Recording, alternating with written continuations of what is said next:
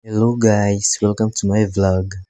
For today's video nga pala ay magluluto tayo ng hipon or tawagin dito sa amin ay pukot.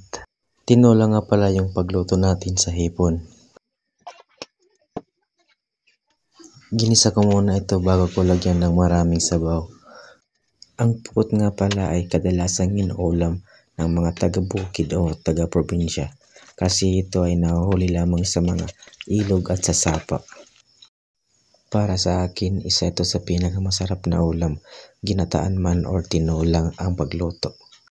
Dito guys, ginmikos-mikos ko lang yan. Naaamoy ko na yung bango ng aroma. Sobrang sarap talaga.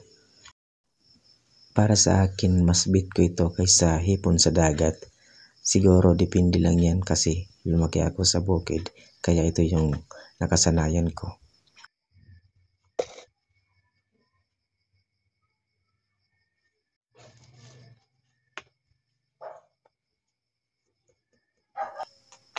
Push mo lang yan, call.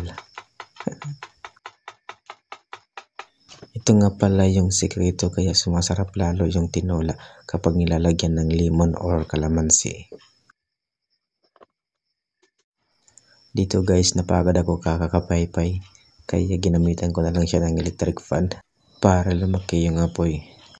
Ngayon pala guys ay bago lang ako nag-try ng mag-vlog kaya di ko pa alam kung paano, pero tinatry ko naman. So nakita nyo guys, masarap na talaga siya. Lalo na yung sabaw. Kain na guys. Kain na na. Super yummy. Grabe pagkalami niya.